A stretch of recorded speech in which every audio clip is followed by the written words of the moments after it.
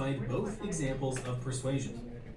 In the first example, the teacher is trying to persuade the student to work harder by reminding him about his grades. In the second example, the preteen promises her brother a reward for a drive to the mall by offering to do his chores for a week.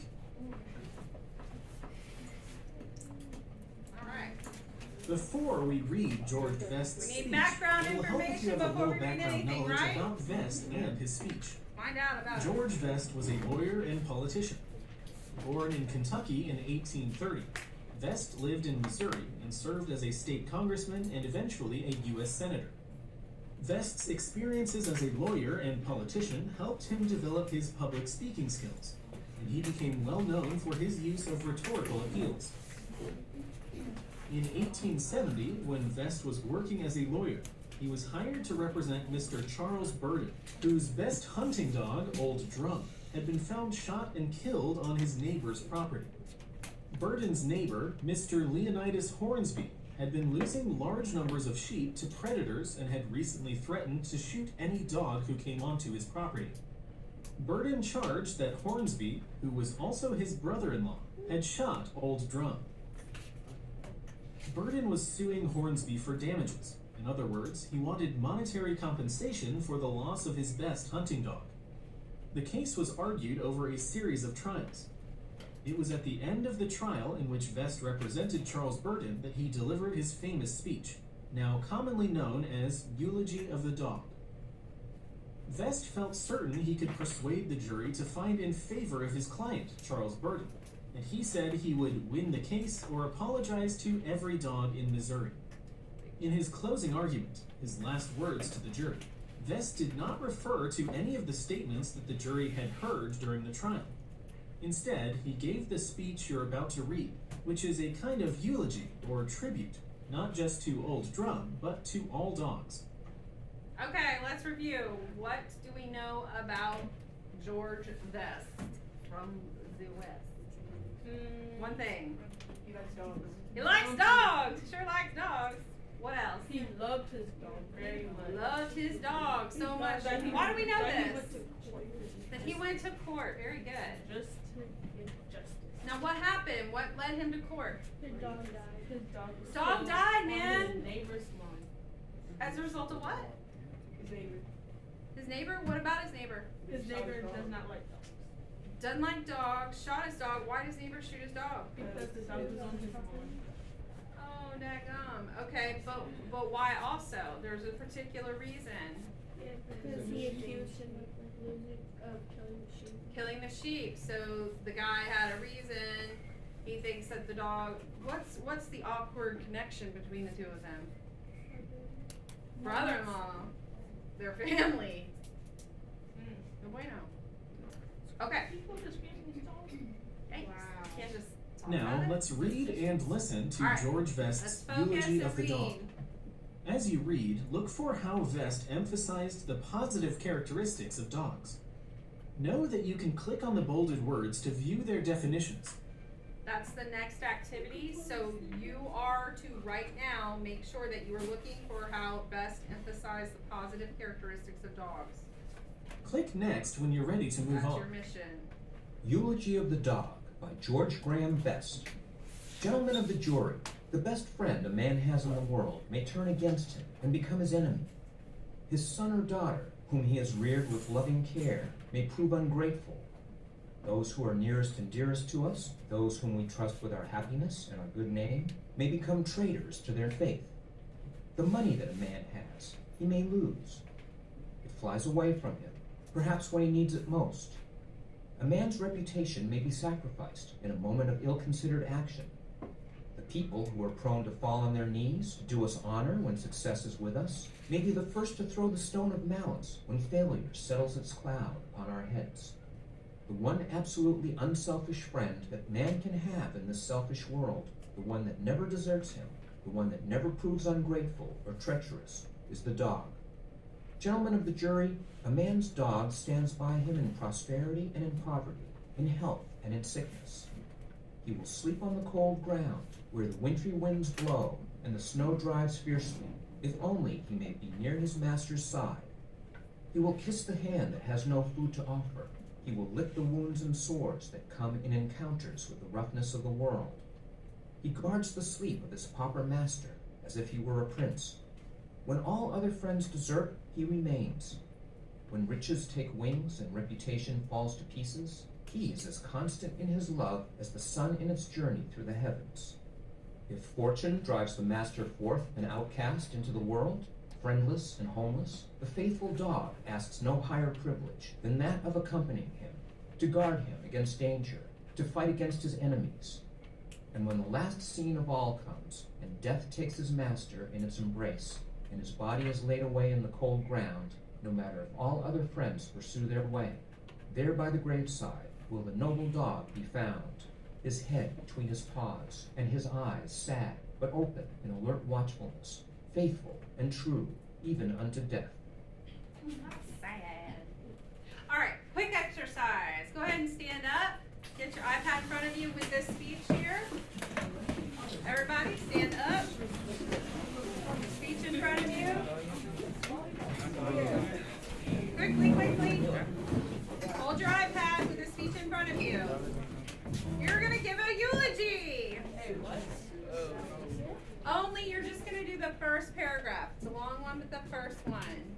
So when I tell you to go, you'll just start reading it in front of your team, but read it as if you were giving a eulogy on your bestest friend dog who was shot and killed by your brother-in-law because he mean, dirty man.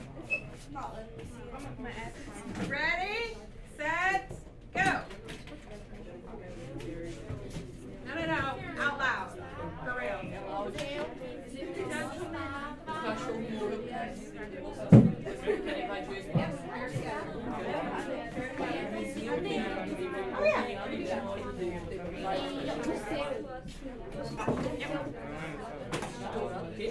Everybody, out loud.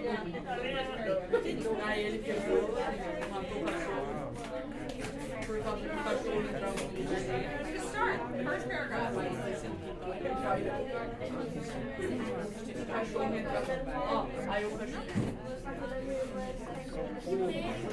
You miss your dog. That's your motivation. Get emotional about it. Yeah. You miss your bird. Trusty bird.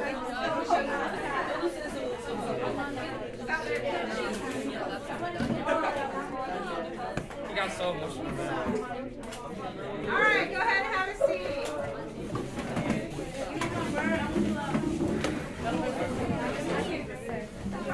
All right, our next activity, remember I told you, is going to be emphasizing the positive characteristics of the dog. Are you ready? Are you ready? Yes. All right, you sound so enthusiastic. I can't wait. There we Now go. that you've read George Vest's eulogy of the dog, let's see if you can identify some of the positive comments he made about dogs in this famous tribute. This can be tricky. From the Make sure you're paying choices shown attention. here, select all the quotes that highlight positive characteristics of dogs. Then click Submit. All right. Take a second with your team. Select all the positive characteristics. Make your individual selection. Do not hit submit yet. Go. Discuss.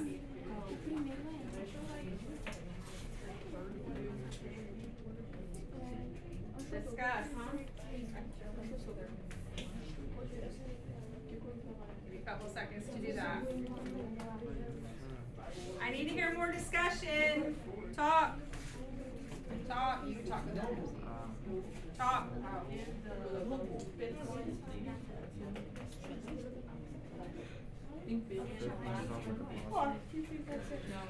I'm gonna start over here. Work my way.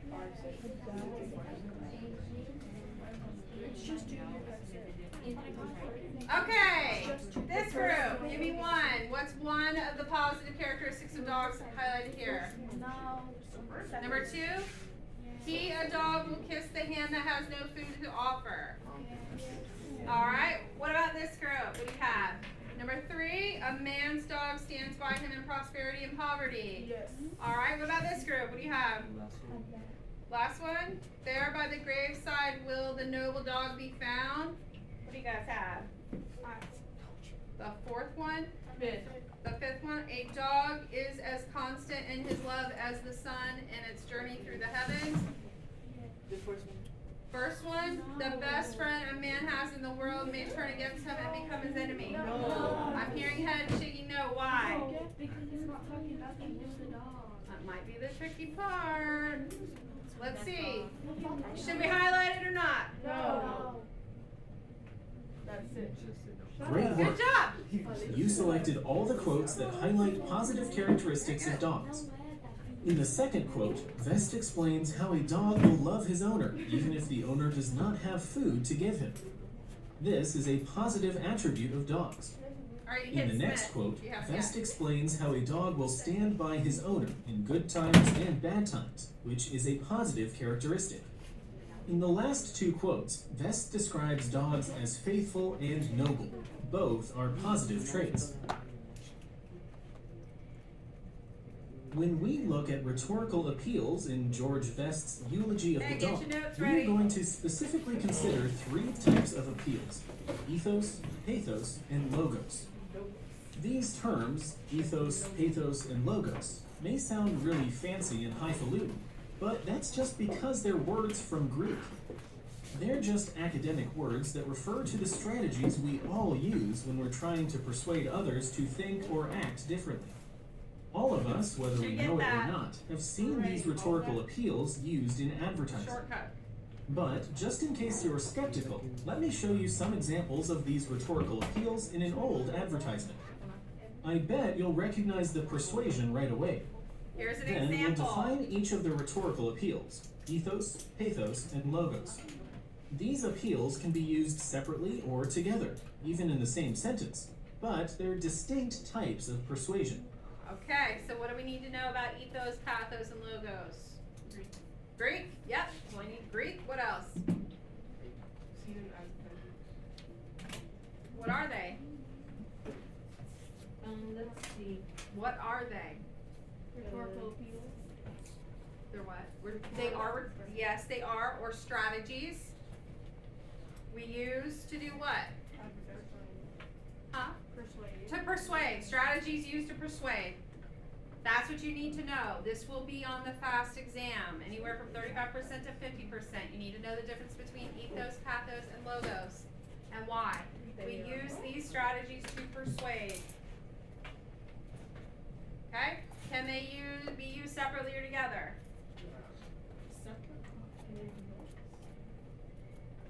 Can they? Yes. Yes, good. Very good. So, here we have a very old advertisement for Coca-Cola. It's sure different from the ads we see for Coke today, isn't it? Notice the first line in the body paragraph of this old advertisement. It starts off by calling Coca-Cola an intellectual beverage and temperance drink. The term intellectual is not normally associated with a carbonated beverage. We tend to associate intellectual with intelligence, academics, and knowledge, not with a drink. And temperance? What is temperance, you may be wondering? Broadly speaking, temperance means moderation or restraint in thoughts, feelings, and actions. In other words, temperance is self-restraint or self-control. During the time that this advertisement would have been used, the United States was experiencing something we now call a temperance movement. It was an attempt by churches and other people in society to persuade people to drink less alcohol, or even no alcohol at all, because the US was experiencing a lot of problems with alcoholism at that time. So, by calling Coca-Cola a temperance drink, the company was setting it up as an alternative to alcohol, something better than alcohol. In addition, you can see at the bottom that the advertisement is signed by a chemist. These are all examples of ethos. Ethos is a rhetorical appeal that uses people, institutions, or positions that we trust, such as experts in a particular field or celebrities we admire. What is ethos? In your Clip Notes version? Rhetorical appeal, or you can say strategy, uses people / institutions / positions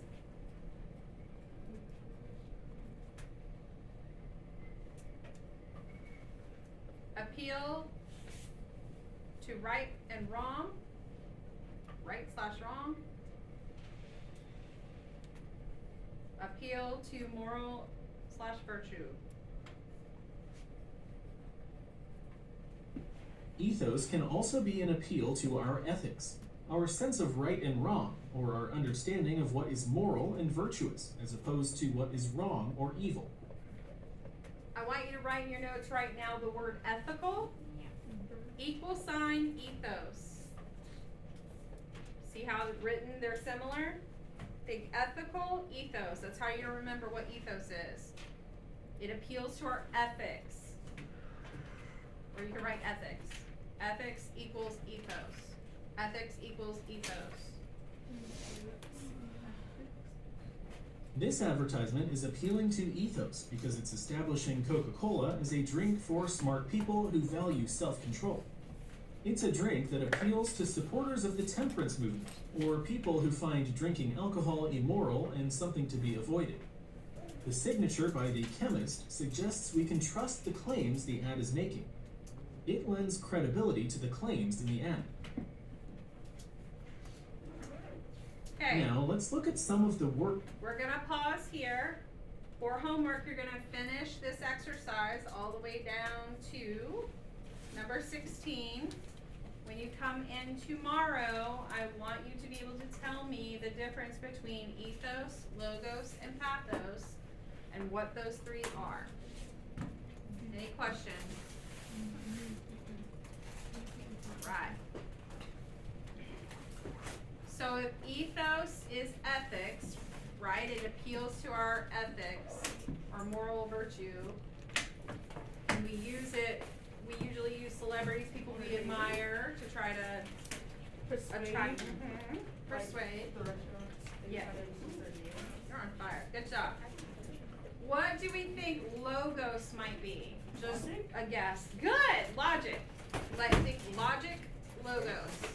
Logic, logos. Any other questions?